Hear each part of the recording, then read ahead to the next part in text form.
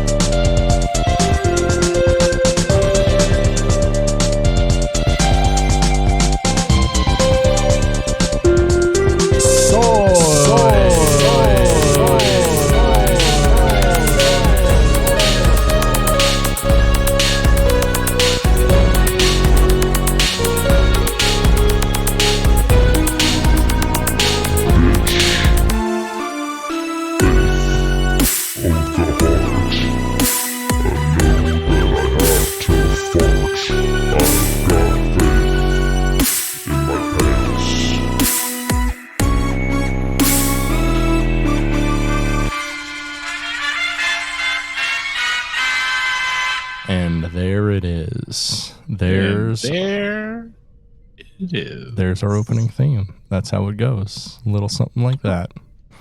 I like it. Yeah. You know, it's the first time I've heard it. First time. First time. Yeah. Worst time. Last time. Past time. I don't know what I'm doing here. What's up? Yeah, you know, living the dream. No, yeah. That's what white people say when they want to kill themselves. How'd you know? Yeah. Yes. Damn it. Yep. Yeah. I've been betrayed by my race. Yeah. No one ever says that they're living the dream when they're actually living the dream. Yeah. Like no one gets like, you know, like hit by a city bus but miraculously recovers but still gets like a $10 million payout from the state. And that's the dream, by the way. And God, I wish. Yeah, yeah. that would like solve all of my issues. Right. Like, yeah. Even if there is permanent injury, I'd be fine with that. Like, I don't know. Yeah. Yeah. It depends. I mean, it's like one thing to say that, but you know, you never know. It could be like bad news bears. Bad news bears. You know, I feel like all bears are pretty bad news. Yeah, you right? might be like, oh, now I'm crippled. Yeah, being crippled. I don't know. Like, I'm fine with certain types of disabilities if they happen to me, but honestly, like losing a leg or a foot or something, like the inability to walk everywhere would make me very sad. But like prosthetics are really cool now, so. Oh yeah. Like I'm not so worried about that, but like if somehow I lose the ability to walk, I'm gonna be real sad. One time I made my I think an 11th grade English teacher, I made her cry one time. Why? Cuz like I was talking about how awesome it would be if I could just like lose a leg. And I guess her uncle lost his leg, or her grandpa lost his leg from diabetes. Okay. And she started crying and yelling yelling at me. Wow. And, yeah. Wow, hold it together, lady. And I was just like like that's not and I was kind of just saying it because I wanted to be lazy. Like I wasn't trying to be an asshole. Like, I mean, like, it's not your fault her fucking grandpa couldn't say no to 2 desserts. Like, come on. Come on, Gramps. Come on, Gramps. Say no to dessert. Like, diabetes, like losing your leg to diabetes is a series of choices for the most part. It's rare that, like, you know, people with well-managed diabetes lose a leg to it. And by well-managed, I mean, like, having a good diet and exercising. Yeah. Because those are the only thing that really combat, was it type 2 diabetes? Like, if you got the other diabetes where you just need insulin, like you usually have like a schedule on that, and you're not losing a fucking leg to it. There's, I mean, of course, exceptions to like people who are homeless and don't have access to care, and you know, I feel for those almost people. Everyone. Yeah. Maybe I changed my position in America, at least. In America, we are talking about American healthcare here. Right. In Cuba, I don't think anyone's losing like not tons of people are losing legs to fucking diabetes, but here, yeah, that's honestly like I would like to see the statistics on that, like, you know, just diabetes death and limb loss in other countries as opposed to America. Is like, or is it just like, you know, I'm going to guess that it's definitely worse here. Yeah. You know, just taking a guesstimate. Even if that happens to you though, like there's so many cooler things you can do to reframe it than just like I lost a leg to diabetes. You could you'd be like, yeah, my leg got blown off in the war. Well, what war? The war against dessert. The war of high fructose corn syrup on my liver and pancreas. Like, did I ever tell you about the story about how like there was a guy having diabetic shock when I worked at the Baltimore Whole Foods? I think so. And some cops came in, and like the guy, I didn't know what diabetic shock was. To me, he just looked like he was like in distress. Right, and he looked like he was on drugs, is what the cops thought, or something. Well, like I thought he needed help, and so I was just like, you know, this is, and I think it was like 22, so I was still in the belief that you know, oh, of course, if you tell like a someone like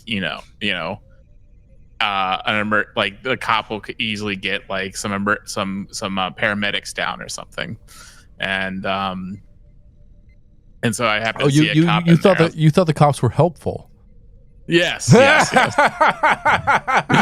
so I was just like, hey, because he was the guy,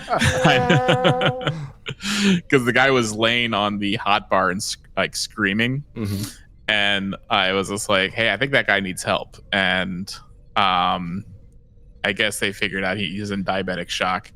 And they were just, and so like, I was like, okay, well, they'll take care of it. But then they were like telling me to like take this guy, restrain him, and brace his elbow against my knee so they can inject him full of insulin.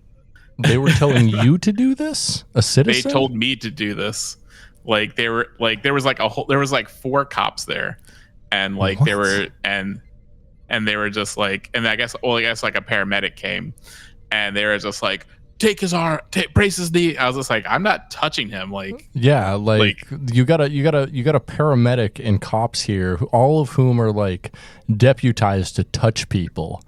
And plus it's like, you know, that if I had done that and then it turned out like you know, he wasn't in diabetic shock, or like I hurt him somehow, like right, you're totally liable. I would have been sued, and you would have probably lost your job too. Like, yeah, exactly. So I was just like, I'm not here for that. And the cop got really mad at me, and it was just like, ugh.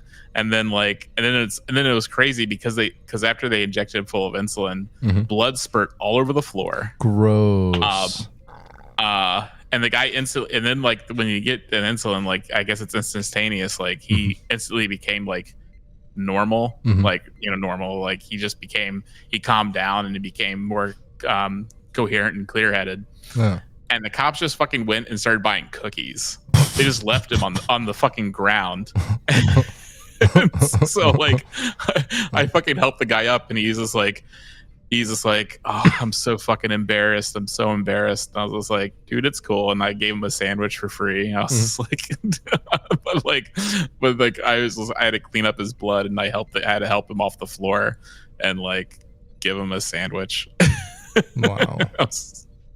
Wonderful. Yeah. That's pretty cool. Yeah. Yeah.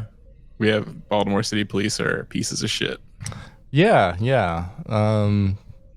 ACAB, you know.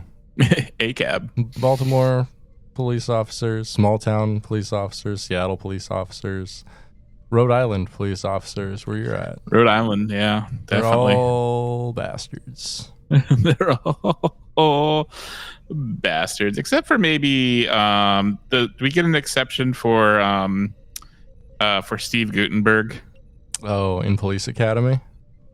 Yeah, like Mahoney, like, because I mean, Let me Gutenberg seemed to be helping people during the wildfire, so he seems like he's probably okay. And also Mahoney hated the cops, so yeah, let me check the board here. Do we have Mahoney? Hey, Mahoney gets a pass. All right. Mahoney gets a pass. All right. Who else? What other cops do you think get a pass? You got Mahoney. I'm gonna guess Hightower too. He's pretty. He's yeah, pretty Hightower. Cool I think most of the cops in Police Academy get passes. Let's check the board. Most of the cops in Police Academy. Hey, yeah, most of them have a pass. Yeah, except for probably maybe, like Sergeant Harris. What was the name of the crazy one? Fucking Bobcat Goldthwait's character, or well, he Bobcat Goldthwait's character was originally like a he was a gangster. Yeah, he was a gangster. Yeah, he was Tackleberry. Oh, Tackleberry. Let's see. Does Tackleberry get? Does he get a pass? Oh no! Yeah, he's a bastard. He's a big fucking bastard. Yeah, and obviously, Sergeant Harris doesn't get a pass, of course, and no, Proctor does not get a pass. Neither does Mauser. Michael Winslow. Good question. Does Michael Winslow get a pass? Oh no! Apparently not. Apparently he's a bastard. Sorry. Yeah, because I know you said you didn't like his live show. His live show was terrible. Like he opened with like a 15-minute like mouth guitar solo, which was pretty cool. It was actually pretty cool. He can make like guitar sounds with his mouth and like enough effects. And he played like the Jimi Hendrix fucking national anthem that he played for Woodstock, and he played that with his mouth. He just like sang it basically, but like it sounded like guitar. It was crazy. I kind of wish Jimi Hendrix was alive to see it, just to see whether or not he would hate it or think it was cool. I think he'd think it was cool. It's like, I don't know, like beatboxers and stuff like that. Like some of their talent is undeniable, even if you're not into it. Like it's pretty like fascinating, you know, to just see someone go off and do crazy beatboxing. It's kind of sad because like now that I'm thinking about it, I don't think there's any modern equivalent for Michael Winslow. I think he's like there's nobody, not just generational, but he's like one of a kind talent. I mean, there's other people who have interesting voice talents that he doesn't have. Like there's like a YouTuber with like an 8-octave range, which is absurd. But but they can't do a Jimi Hendrix guitar solo with their mouth. They can. But there's, you know, other people with different talents doing stuff that aren't Michael Winslow, and you know, maybe his thing, maybe that time is past. That's sad. That just shows that America is just in decline right now. That we have no new Michael Winslow to take that mantle. No funny mouth guy. Yeah, funny sounds with your mouth guy. Yeah, he's definitely a mouth guy. He's definitely a mouth guy. Like we're losing recipes here. We're losing the Michael Winslow recipe. and that's what the kids mean when they say we're losing recipes. Like there's no Michael Winslow. Kids have no drive to be the next Michael Winslow. They don't know the magic of making funny sounds with your mouth. Like I mean, like fucking if you're a kid and you start making funny sounds with your mouth, instead of encouraging you and being like, hey, you should do more of that, they put you in autism camp. Exactly. They give you drugs and they beat that down, and that's you know, maybe, you know, TikTok becomes illegal this month, so maybe after it becomes illegal, we'll have people just in their houses. I'm sure Michael Winslow just spent a lot of time at home just making noises with his mouth all day, so maybe if you can't be posting on the Tic Tacs, going to be making mouth noises in your room alone. So, next Michael Winslow's out there. They just don't know it yet. Mm-hmm. So, more power to them. Just hope that they have a medium to show off that talent. Yeah. Let's hope. I mean, the problem is like there's no one offering like funny sounds with your mouth lessons or anything like that. There's really no way to make money on it now. Yeah, well, I guess TikTok is fucking banned. Yeah. So I mean, if you could make money on it anywhere, it'd be TikTok. But TikTok just got banned like today. Yeah, and I'm sure Michael Winslow. I don't think he's doing that great. Mm-hmm. It's like he's doing fine.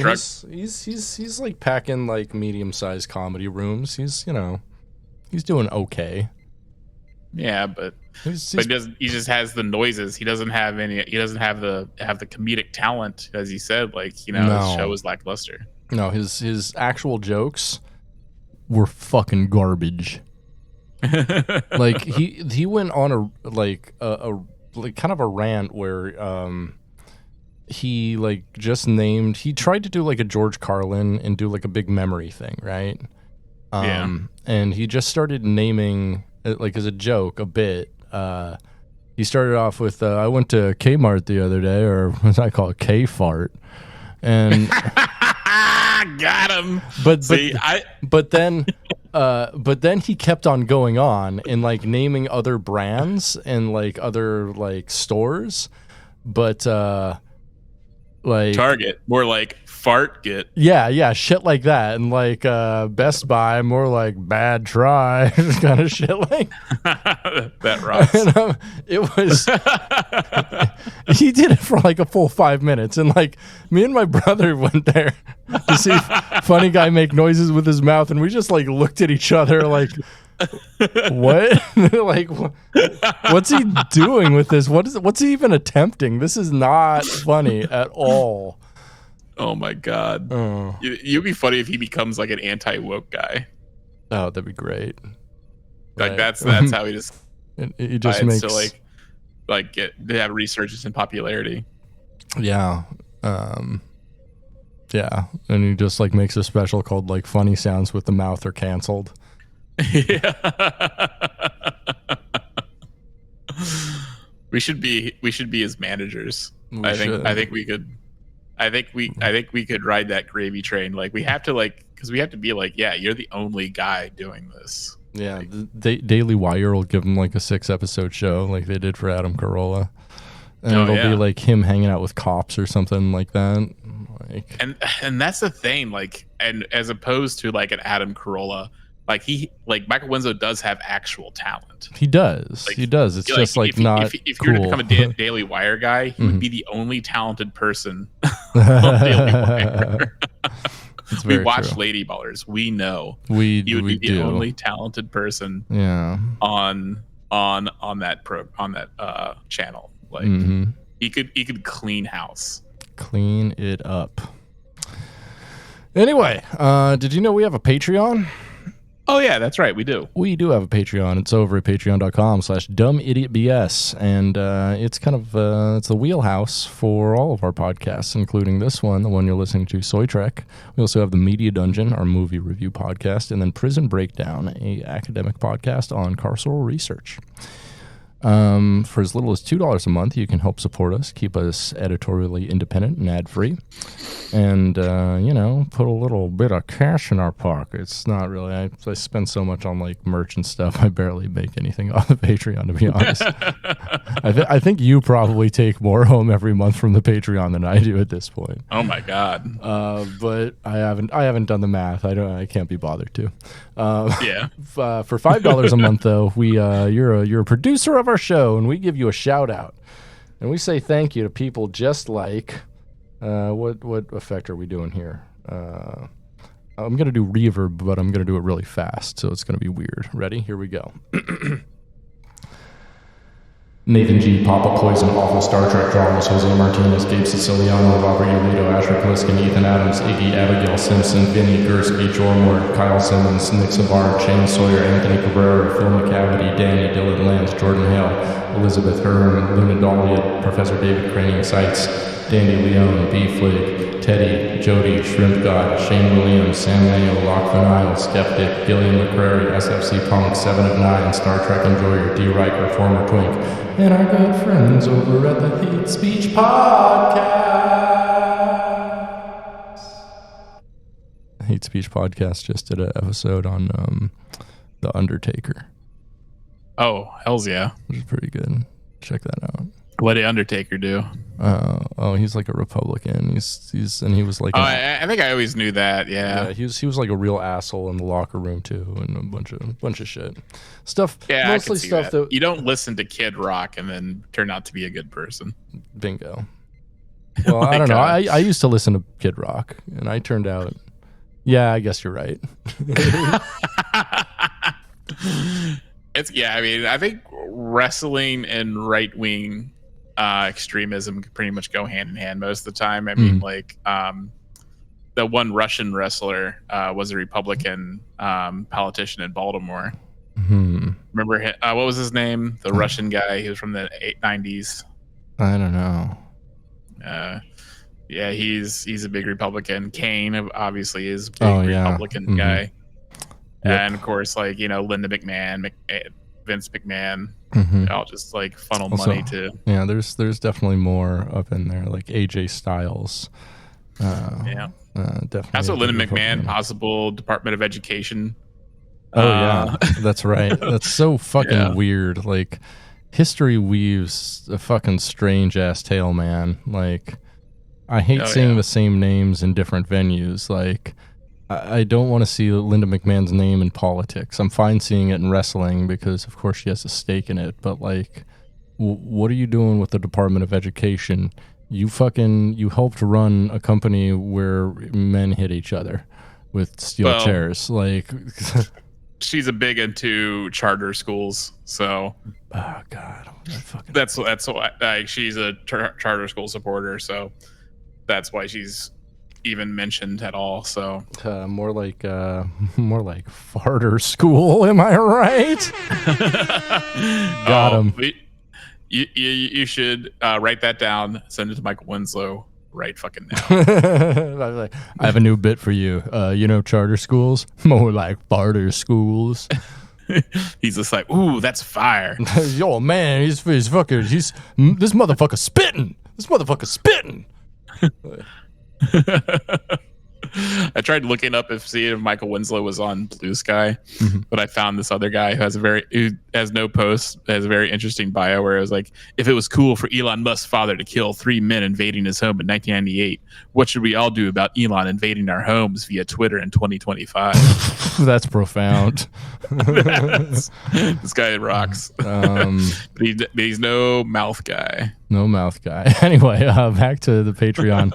For $10 a month on Patreon, you get access to the Media Dungeon, bitch. And the Media Dungeon is my private server with about 21,000 films, like 1,600 shows. It's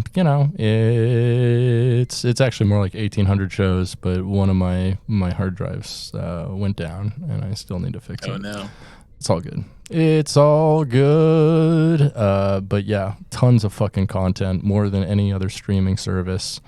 All for $10 a month, and you get access to stuff like this is with a $2 tier too, and $5. You can vote on what we watch every week, which is how we chose this episode that we're watching today of Star Trek. And you can also recommend stuff for us to watch. You can ask for me to put stuff on the server, and I'll do it as soon as I can. A lot of people have been doing that and enjoying some cool, weird, interesting content. It's pretty fucking cool. For $20 a month, you get access to merch, and that's where I send you Soy Trek merch. It's pretty cool. Soy Trek merch. Every month. That's about it. That's at patreon.com/dumbidiotbs. That's patreon.com/dumbidiotbs. We really appreciate your support and appreciate you. Go check it out. It's the best deal going, motherfucker. All right. So, with that, you want to get into some Star Trek? Let's do it. All right. So, we watched some motherfucking Star Trek today. The people voted on it, and they decided we should watch Deep Space Nine, the episode The Magnificent Ferengi.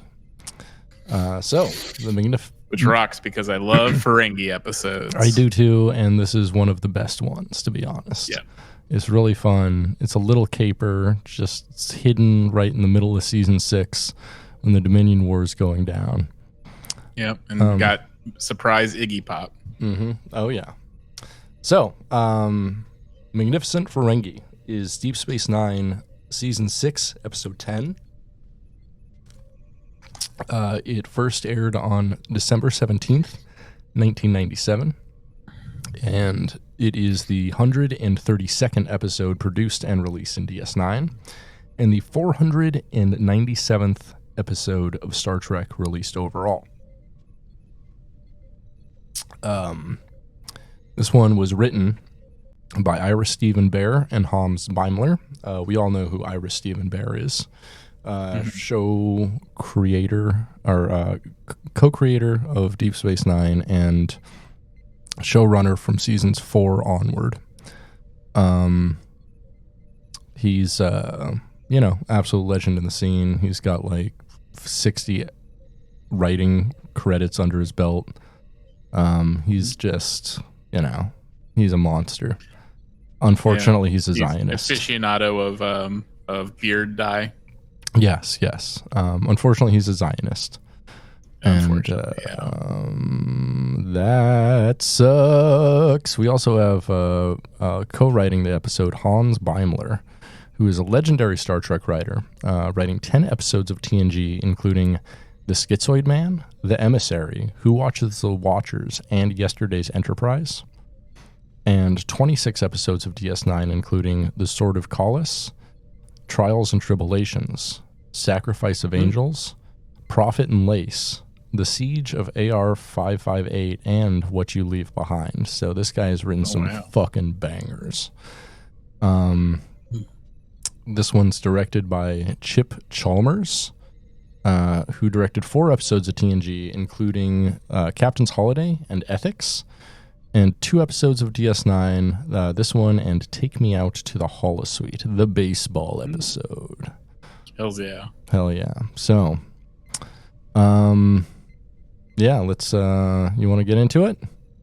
Let's do it. All right. So we're going to change up the format a little bit. We're going to do this a little more freeform. Oh yes. I've notes on like things I liked about the episode and like scenes and stuff like that. And we're just we're gonna talk about it. We're not gonna go through like line for line, scene for scene like we usually do. We're just gonna fucking chill here. So just switch it up a little bit. So this opens on a scene in Quark's bar, and it's a fun scene. It's just him wheeling and dealing and talking, recounting a story of how he got the syrup. The squill syrup. Yeah, the squill syrup, which is really good on, what was it? Something cakes? Groat cakes. Groat cakes, thank you. Yeah. This is a fun little scene. It's just Quark being a funny little guy, a funny little gremlin, fucking wheeling, dealing, telling stories, exaggerating a bunch. It's basically, as we see it, this is basically the equivalent of, like a hero retelling like some great epic story that some great feat of strength or adventure they just had. Right. But for him, it's just like he found like an opportunity to hoard some syrup, right, and make some money off of it, and that's supposed to be like. like And this he's supposed to impress people. And the funniest thing is, like, everyone claps for him. Like, there's an everybody clapped moment, and it's like him recounting, like, basically how he discovered, like, a great deception, and, like, someone like like manipulating the markets, and he used it just to get some product so he could sell it. Like, and everyone claps, and I'm like, what? He's not some hero to anybody here. No. Yeah, he's just like, I mostly clap because he's like, everyone gets groat cakes for special or something. And everyone's like, yay, we love groat cakes and squill syrup. Oh yeah. Would you eat squill syrup? Oh yeah. You don't know what we don't. Oh yeah. It's probably like something's come, right? But it probably tastes delicious because everyone from like who talks about it on groat cakes here, from like every race seems to like it, and so groat cakes must be some kind of like universal delicious thing. Like, I wonder what the alien pizza is basically, like in Star Trek, the thing that like everybody likes, that's like a dish. Oh yeah, maybe it is pizza. Yeah, you don't really get to see. I mean, like, the only thing we see people consume with some regularity is fluid. Like, typically, it depends, because like everyone we see, like, in lower decks they eat nachos a lot. Yeah, but they're all human. But like, we know all except of, for Tendi, I guess. We know most of the cast, most of the crew members' beverage of choice. We don't know what their favorite food is. Well, we do for Deanna Troi. She's a chocolate bitch. Yeah, chocolate ice cream. Fucking like that chocolate. And then and we know for Riker fucking loves making pizza. Bad at pizza, good at sex, or whatever. Oh yeah. But that's also a Picard thing, though. So it's like hard to say. That's true. Yeah, we can't really say for sure. Like, also, like, pizza seems to be like a thing. Like, pizza making seems to be like one of those weird middle-aged things that he picked up. Just like, he's just like, oh, I'm the guy with the pizza oven. Like, and like, that's also just like a swinger thing. Like, he makes pineapple pizza all the time. Right. I know what you're saying. People are like, I don't like pineapple on pizza. He's like, yeah, but it's a reference. All right? Yeah. It's a reference. Get it? Yeah, they just have a whole bunch of people over, and they're just nutting in that pizza oven. Get it? Because I'm going to fuck your wife later. Yeah. It's like, all right, everybody, put your house keys in the dough. Like, what? and then they bake it, and then like who like whatever slice you get, that's whose wife you're taking home. Oh, I got Larry's wife slice again. That pussy's trash. Oh. Yeah, it didn't seem like there was a lot of people on that planet, so yeah, they're just like playing with squirrels. Squirrels don't have keys. No, definitely not. So back to the episode here. So after telling a story, Ferengi comes in and gives a message from Grand Nagus Zek from Ferenginar. And his mother has been kidnapped. Oh, Moogie's been kidnapped. Moogie got kidnapped by the Dominion.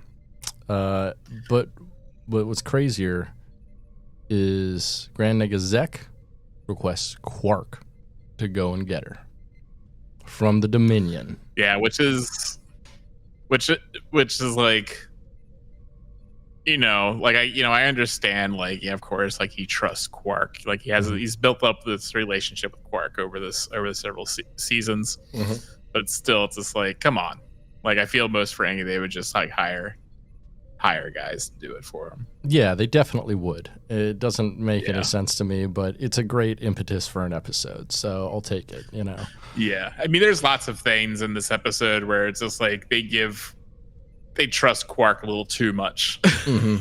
Just like even Cisco and Kira, like there's trusting him to do like a very important task that I don't think they typically otherwise would, but like still it leads to the story, to help the story continue. Yeah. So Rom freaks out, of course, because his Moogie has been kidnapped. Moogie. We fucking love Rom. Always fun.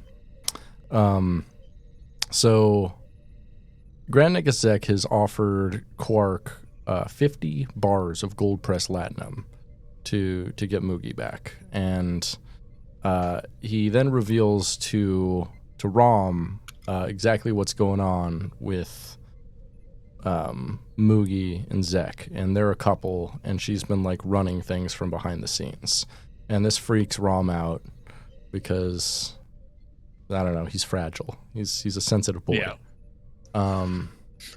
Yeah, she was getting her ears lifted. That's why she was like Zek paid to get her ears lifted. That's how good of a man he is. He's which is let her get a little work done. Yeah, we all know that's like the Ferengi equivalent to like a labiaplasty. Yeah.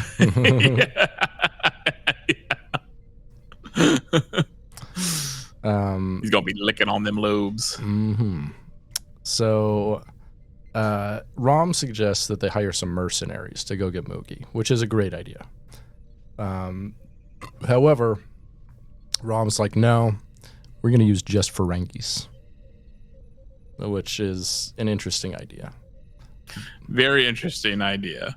Like, because we all seen, which is kind of interesting, but I do like this episode because you see, like, you do get a glimpse at other people, at other Ferengi that do other jobs, because like obviously not all Ferengis can just be like the capitalist, right? The wheelers and class. dealers. Yeah. Like obviously there has to be like they wouldn't have functioned as a society or gotten anywhere as a society if like there was only like guys who were just like the idea men. If it was just like an entire culture of Elon Musk's.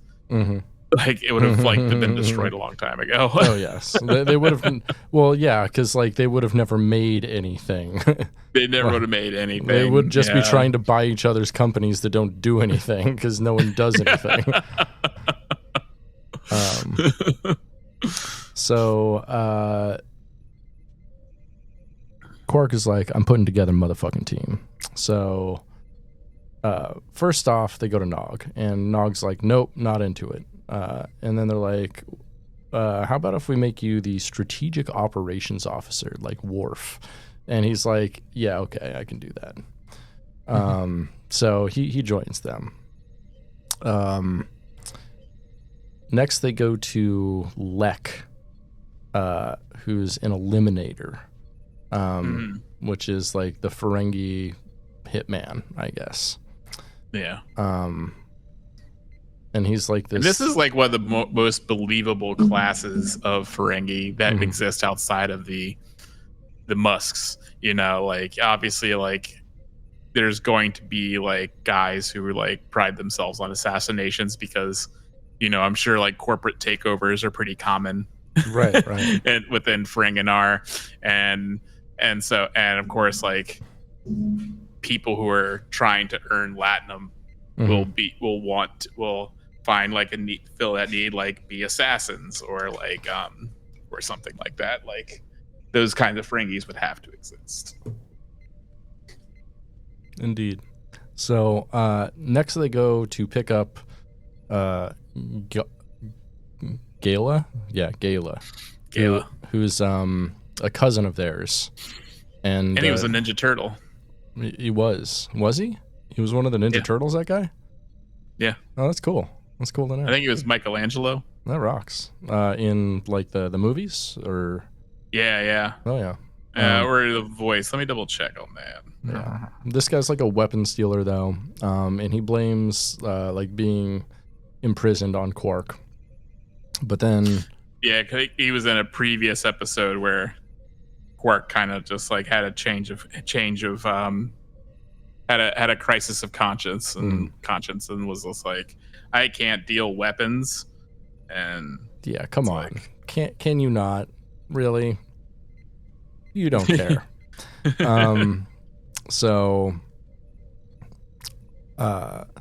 Quark pays for his release and says, hey, I got a job for you. And Gala is like, yeah, okay, I guess we're cool now. So next we go back to Deep Space Nine, and Nog has a schematic of the Dominion internment center that they're going over. And they start fighting, but then out of nowhere, guess who comes in? But motherfucking Brunt. FCA. Brunt, FCA. Yeah. That weird little motherfucker. He lambasts the group, but then is like, I want to join. So they're like, yeah, okay, fine, sure. Oh, and Gala, the guy who played Gala, he was the voice of Raphael in the Ninja Turtles movie. Mm-hmm. Oh, okay. Oh, that's awesome. So Brunt is like, I'm going to get in my ship and leave then. And they're like, wait, you have a ship? We need a ship. And so Brunt is now part of the team. And also, like, we'll notice since Jeffrey Combs is playing Brunt in this, like, there are no Wayuns in this episode. There are no Wayuns. Lots of Vorta, but no Wayuns. No Wayuns. This is probably the only episode with Vorta and no Wayun. Yeah, I think so. Because even like the last episode, where like Jeffrey Combs does play like dual roles, where he plays both Brunt and Wayun in that episode. Yeah. But in this, like, I guess since like Brunt is in so many scenes with the Vorta, like they're just like, so like they could have probably pulled it off, but it would have been very difficult. So next we go to the training, and they're training in the holosuite to combat the Jem'Hadar that they'll probably have to face to get Ishka back, and it doesn't go well. Everyone gets fucked up, and they're like, oh well, this isn't great.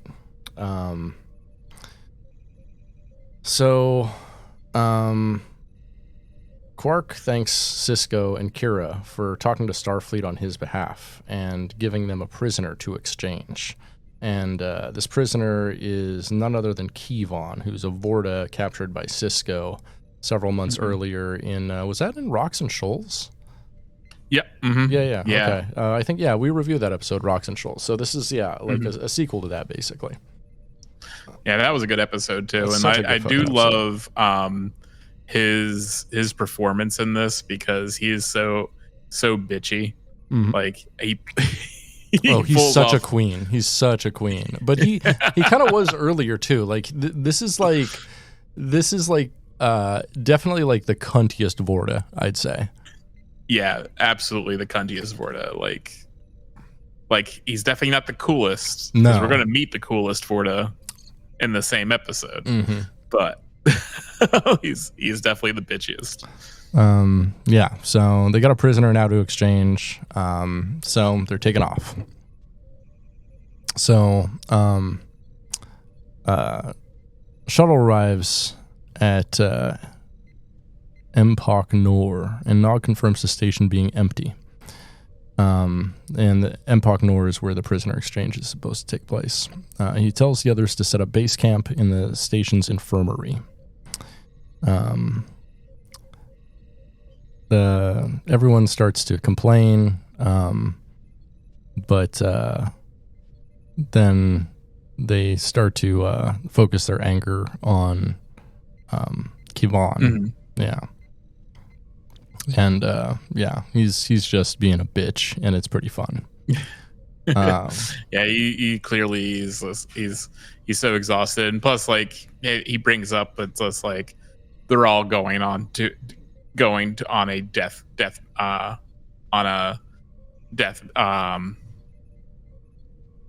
what are they called? They're just all gonna die. Like, he's just like, they're like he's going to definitely be killed, and like all the Ferengi are definitely going to be killed as well. Like, this is a suicide mission. So there you go. A suicide mission. Yeah, definitely. So Gala is guarding Kevon, but Kevon escapes and tries to escape in the shuttle, but it doesn't work because Quark had Rom disengage the induction matrix. And then Kevon's like, well, why did you run after me then? And Quark is like, because sometimes my brother gets things wrong, which I thought was a very fun line. I really like that. It like explained a lot about their relationship in just a couple words. But Rom is a good engineer, but I mean, Quark's experience with him as like an employee is probably very different. Yeah, like he's not like, as we see, like Rom is a terrible capitalist. He's not cut out for like front of house bar work. No, and he doesn't know how to make deals. He doesn't know how to do much of anything. So except engineer, he's very good at that.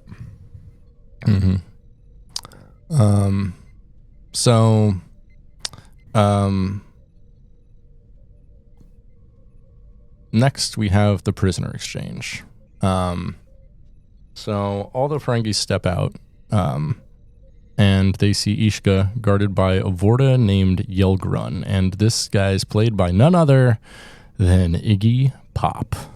Yeah.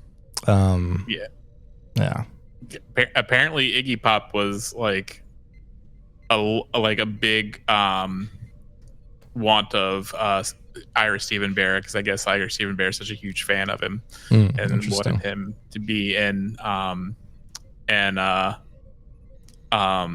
Deep Space Nine, you know. And but apparently, I just learned Iggy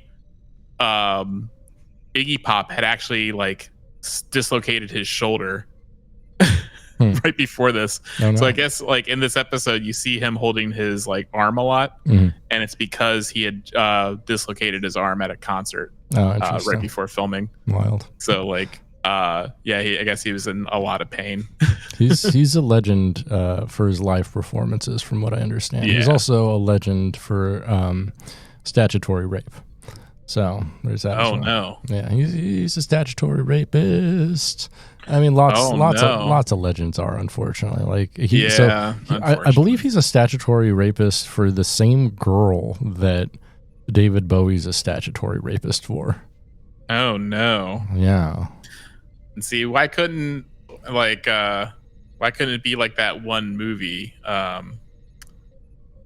Velvet Goldmine, where it's like David Bowie and Iggy Pop.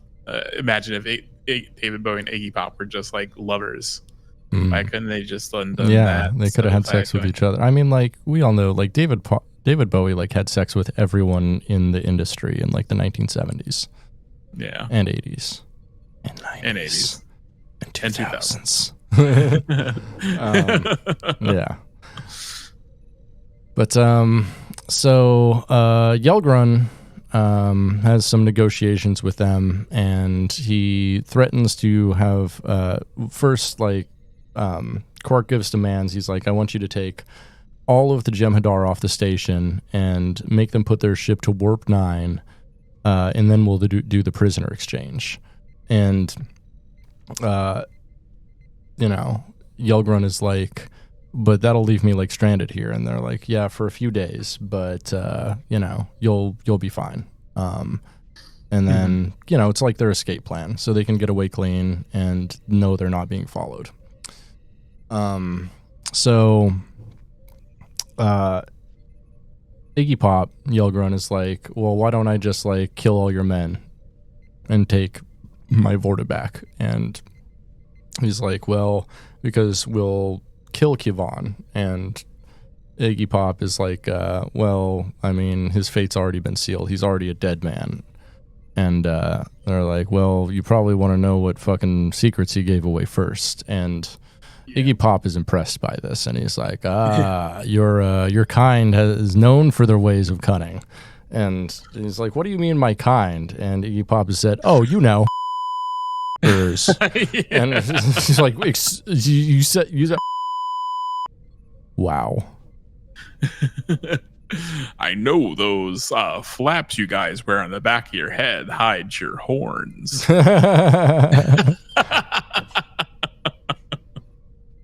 Why don't you pull up your pants? Yeah. So yeah, the deal is made. They are supposed to come back in half an hour for the prisoner exchange. So the Ferengis go back and get into a little squabble and accidentally kill Kivon. So now their prisoner is dead, and they don't have a prisoner to exchange. Uh-oh. And he gives the best line delivery as he dies. Oh, I hate Ferengis. Yeah, it's so good. Yeah. Yeah, they just like shoot him in the heart, and he's like, I hate Ferengi, and then dies immediately. It was perfect. So yeah, and then we get the famous shot of like all 6 Ferengis standing around the dead body and looking at it. I've used that screen cap for a lot of things. So it just looks like a bukkake, really, is what it looks like. Or doing ookie cookie. Ookie cookie. Hell yeah. That's the cookie's POV for ookie cookie. So or I guess it would be a groat cake, which apparently are real things. I just found out. Interesting. Yeah, groat's like buckwheat. Oh, okay. Oh yeah, I've had a groat cake. Yeah. Okay, that's what they're actually talking about. Oh, interesting. Okay. Neat. Yeah, so they have this, so I guess like groat cakes are just like a universal thing. Who knew? Yep. So the Ferengi sit around feeling sorry for themselves because they're fucked. They're gonna die. And not get Ishka back. So Quark offers them a story of the Battle of Prexnak, which is a famous battle in Ferengi history when 10 Ferengi stood alone against 273 Lytisians. And Gale is I kind of like... wondered if this was supposed to be like an equivalent of Masada 300 with the Jews. Oh, or 300. Yeah.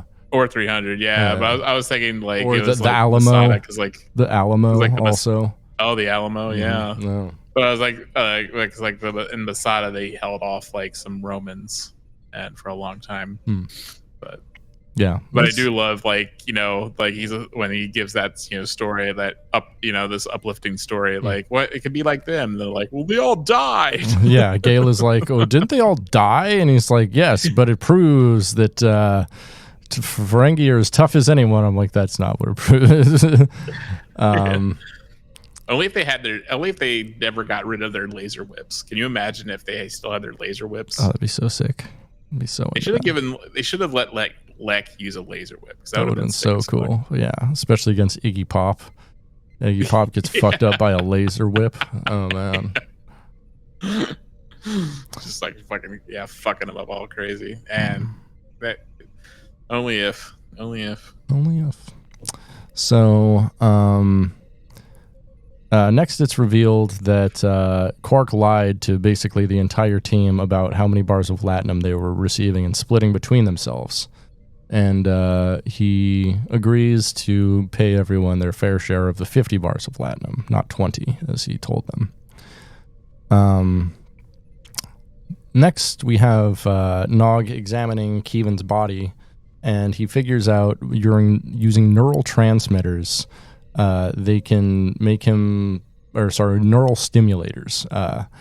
They can make him basically like do the thing that Bernie did in Weekend at Bernie's 2 when he hears the music and starts dancing towards the treasure. Yeah, they can do that to him. Only if they had used Ferengi voodoo to make him move. Yeah, or if they put one of the neural stimulators in his ass.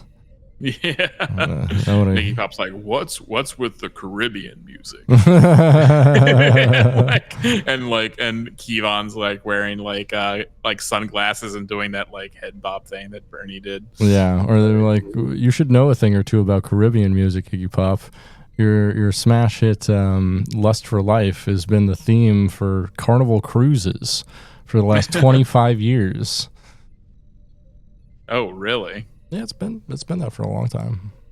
Oh, I didn't know that. Fun fact. effect. I don't know if it's 25 years. It might be like 20 or something. I'm just making a guess here, but they've been licensing that song forever. Wow, I had no idea they were using that for Caribbean cruises. Carnival cruises. Oh, Carnival cruises. But they do, fucking go around the Caribbean. I've been on a Caribbean Carnival cruise. Caribbean Carnival cruise alliteration. So it kind of works. Kevin like can stand up and like move. So they go to do the prisoner exchange, and they Kevin is like fucking falling over basically, and Ishka makes her way back to Quark, and immediately they put their plan into action when when Iggy Pop realizes something is wrong, and they kill all the Jem'Hadar and get Ishka back and take Iggy Pop prisoner. Specifically, like Lek kills one, and who kills the other Jem'Hadar? Rom. That's sick as fuck. This is the only episode where Rom kills somebody. Well, they actually said they needed him on the mission because he knows how to fire a phaser. Yeah. Oh no, that's Nog. Nog knows how to. Oh, I'm sorry. Oh, it's Rom. Oh, sorry. I didn't realize it was Rom. That's sick as fuck. Yeah. Rom's a stone cold killer, motherfucker. Yeah. Shit. Yeah, he got bodies. He got bodies. And Rom and Rom's, fatal flaw, at least with like, being a Ferengi, is that he has empathy. And somehow not for the motherfucking Jem'Hadar, bitch. For the motherfucking Jem'Hadar, he just fucking it's on sight. Yeah, he's not haunted by that shit at all. No, he sleeps like a fucking baby next to Lita's hot ass. He just killed a man. Yeah, like, literally. That's probably who was just doing his job. That's probably what he thinks about when he's pumping one into Lita. And it's just like, yeah, the blood. Just blast her across the room. So Lek goes over to Quark and he's like, this was the sloppiest, most amateurish operation I've ever seen. If you ever do something like this again, count me in. And it's a great line. It's really fun. Yeah, because he's like a complete fucking like psychopath. Just like, he wants that shit. I wish they brought Lek back. That would have been Lek fun. rocks. Yeah, Lek is super. He's so gremlin-y and such a little piece of shit. He's so fun. Yeah. He's like, he would have been a good like goblin in like Lord of the Rings or something. Oh, definitely. Who played Lek? Let's see. I was just looking that up myself. It's Hamilton Camp. What else has he been in? Let's see here. He was in Star Trek Voyager as well. Oh, he was also in Ferengi Love Songs, apparently. Joe Dirt. Oh, hell yeah. DuckTales. Oh, he played Gizmo Duck on DuckTales. That's interesting. Oh, fuck yeah. And Darkwing Duck. Huh. We love Gizmo Duck. Yeah. He was also in Dick Tracy. Arena. Yeah. That's some cool stuff. Heaven Can Wait. Eating Raoul with Robert Beltran. Oh, he was in The Tick. He played Benjamin Franklin. Yeah, this guy gets work. Yeah. Or got work. He's dead now. Yeah, he's definitely dead. R.I.P. Rip. No, he rocks though. Yeah, more Lek. Yeah, get more Lek in there. We love him. He was in Bobby's World. Hell yeah. Oh yeah. So end of the episode. Rom goes over to Quark and he's like, "How does it feel to be a hero?"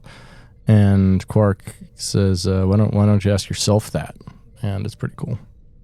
It feels good. Feels good. But that's about it. That's the end of the episode. What do you think? Yeah. I love this episode. Like, I mean, I'm a big fan of, obviously Seven Samurai and then Magnificent Seven, which is just clearly like a spoof on, where it's just like instead of like, you know, guys who are like capable fighters, doing the impossible with a small team, they're a bunch of doofuses. You got the worst guys. Yeah. And I mean, there's only 6 here, though. It should be pointed out. There's only 6. I don't know if you could count Kevon as like maybe part of like their magnificent, but definitely not.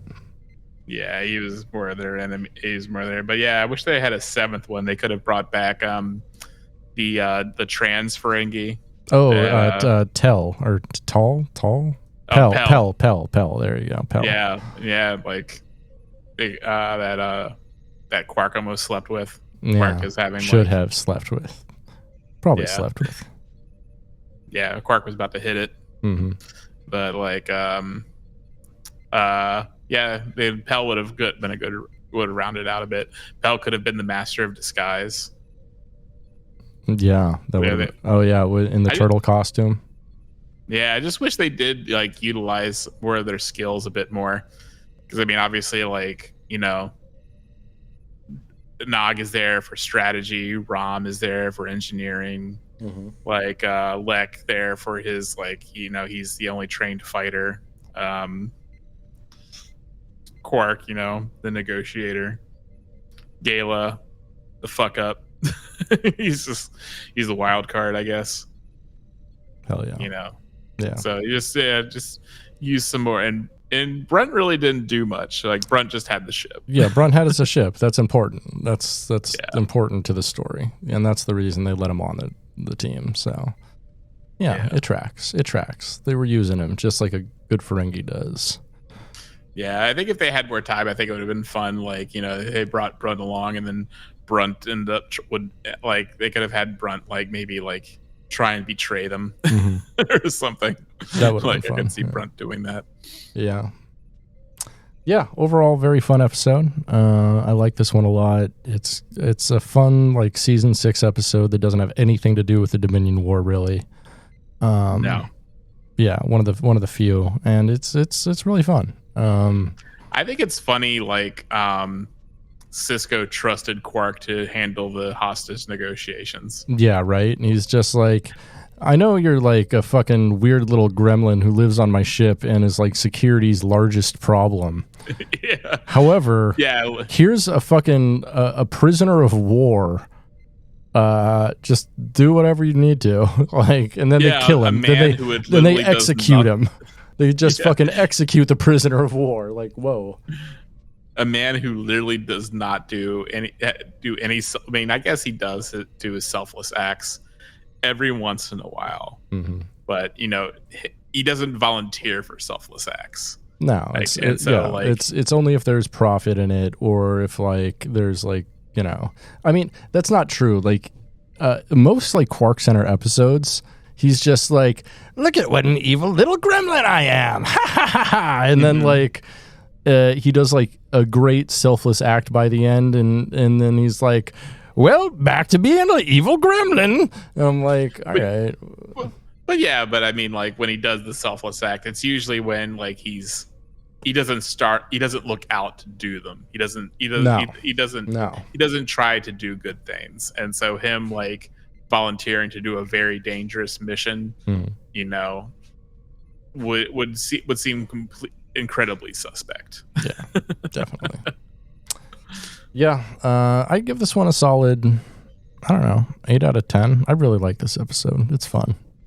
Oh yeah, I love this episode. Like, I was glad to rewatch it. Like, I haven't seen it in a while, so I was just like, really, I love seeing it every single time. Oh yeah. Well, I think that about wraps it up. You've been listening to Soy Trek. My name's been Britton. I've been Pat. If you've enjoyed this podcast, you should go check out our Patreon at patreon.com/dumbidiotbs. And of course, like, rate, and subscribe wherever you get podcasts. Yeah. So thanks for hanging with us, Soyagers. Be well, travel safe, and check out the Magnificent Ferengi. It's a real fun one. Do it. All right. Well, thanks for checking with us, soy boys, girls, and otherworldly beings. Hang motherfucking dong. And Shaw Soy,